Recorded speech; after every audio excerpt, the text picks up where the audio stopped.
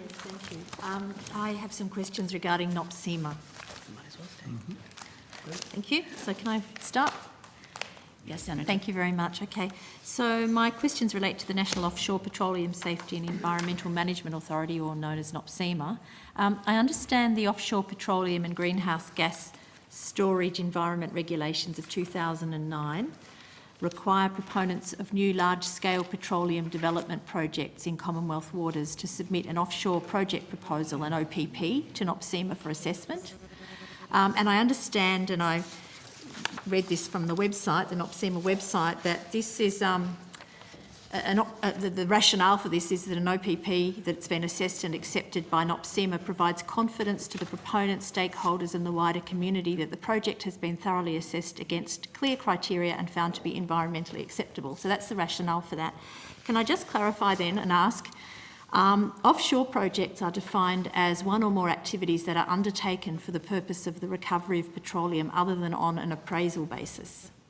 So I'm interested in what appraisal means. My understanding is that exploration activities is not considered an offshore project, not defined as being an offshore project. Is that the case? So they don't require an OPP? That is correct. It's for the development of offshore petroleum resources. An offshore petroleum proposal, an OPP, is for the full-scale development of resources once they've been, their future and potential has been assessed. So if I can clarify then, appraisal activities, another word to someone might be exploration activities. So that might include things like seismic surveys? Yes. Of exploratory drilling? Yes, Senator. Okay, so given that previously under the EPBC regime, there was consultation available in relation to those preliminary activities, appraisal activities, and given that the rationale on the NOPSEMA website is that when an acceptance of an OPP has been made, that there's confidence and there's been consultation and that there's an understanding that there's been clear acceptance of environmental criteria, what's the rationale then for not having an OPP or not having a clear consultation process in relation to exploratory activities like seismic testing or indeed exploratory drilling?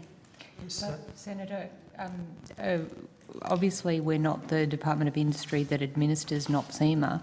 What we can do though is describe to you how the agency has been involved with NOPSEMA being authorised under the EPBC Act to undertake EPBC assessments, which does require a slightly different procedure than the standard procedure that's used in them assessing exploration activities. So if I just pass back to Ms Cameron to run through how that worked. I'm happy to do that. I'd like to have the emphasis on the concerns that have been raised with me by my constituents, which is that there are now deficiencies in transparency and consultation in these often significant exploratory activities like seismic surveys or like exploratory drilling, so that when proponents can then submit an environmental plan, there hasn't been a thorough consultation process preceding that environmental plan, and then I'll come to the environmental plan deficiencies as well.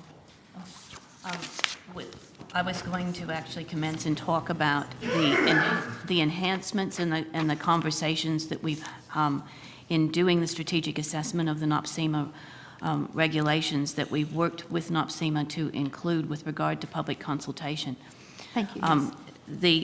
With the environmental plans, they have undertaken to ensure that if... Can we come back to those? Because I have specific questions about the environmental plans. Let's just talk about the preliminary activities in like an OPP, why an OPP doesn't include exploratory activities. So because every activity that is undertaken in the offshore environment requires an environmental plan to be accepted before it can be undertaken, it is that process that actually provides the transparency for the community to be aware that these things are occurring.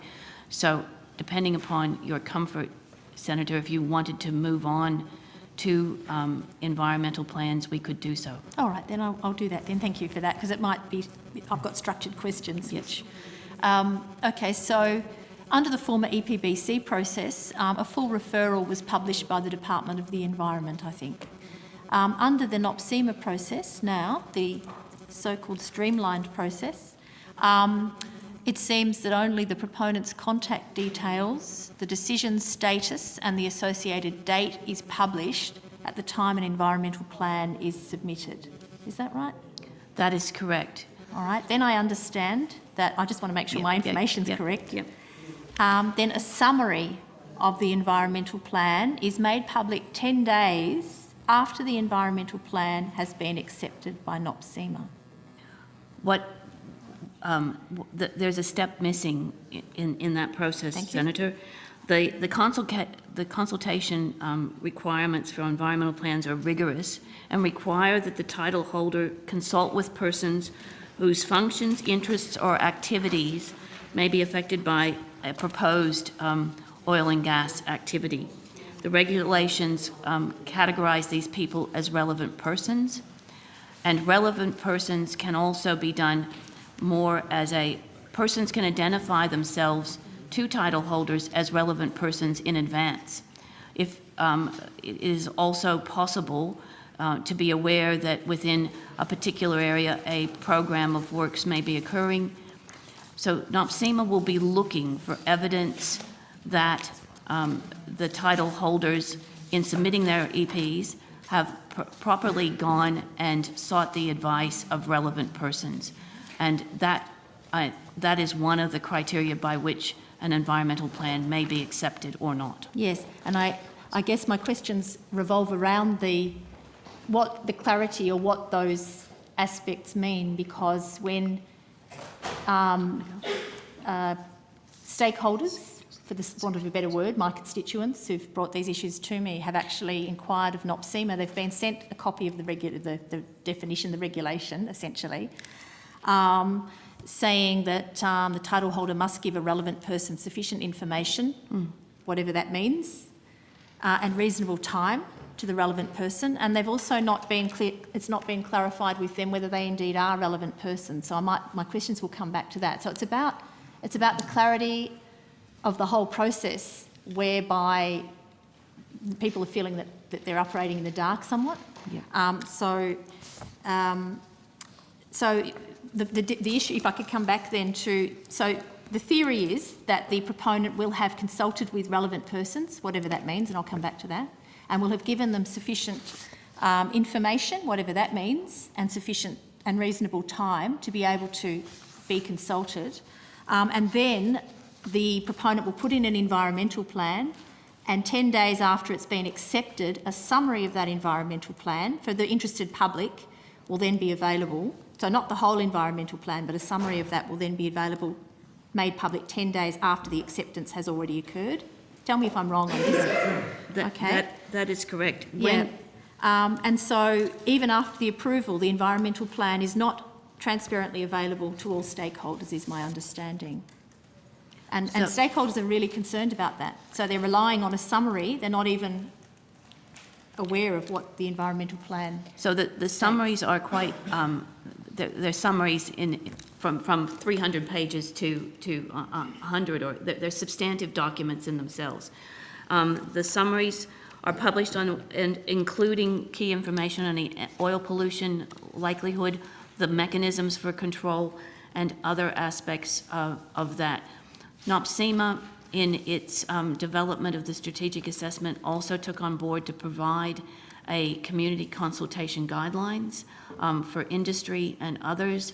One of our main conversations with them in reviewing this matter was the role of community consultation as being an important part of giving community confidence in a streamlined regulatory environment. Senator, if I might add yes, to Ms please. Cameron's response.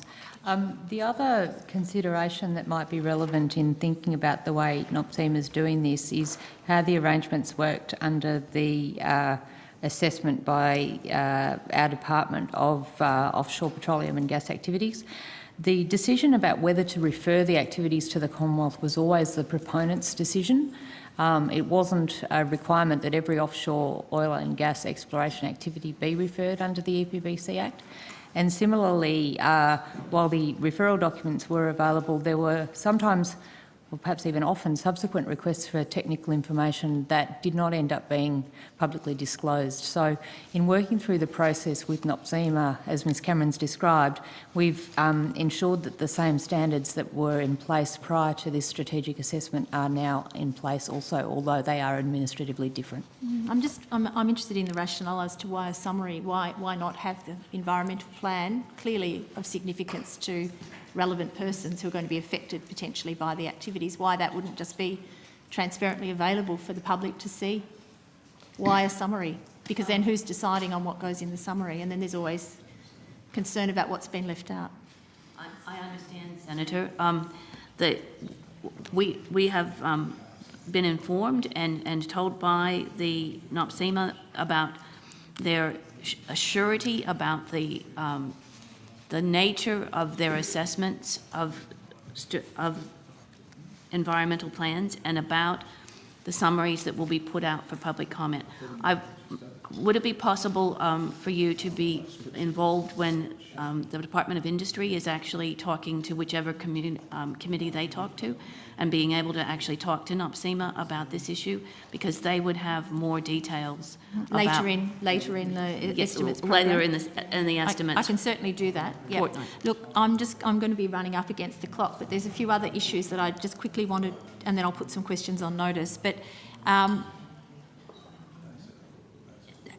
interested in knowing the process, and again, I can ask this later, but how NOPSEMA would determine if a stakeholder is raising relevant points of concern about what's been submitted in an environmental plan. Senator, because time is tight, questions for NOPSEMA really do belong in the Economics Committee where the Department of Industry presents. All right. So it's not for this department to explain how NOPSEMA does things. No. All right. Are you in a position to help interpret the regulations, the environment regulations? No, those What a relevant person is?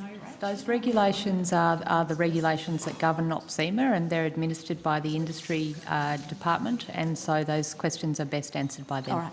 Thank you for that. I'll follow that up with NOPSEMA then. Thank you.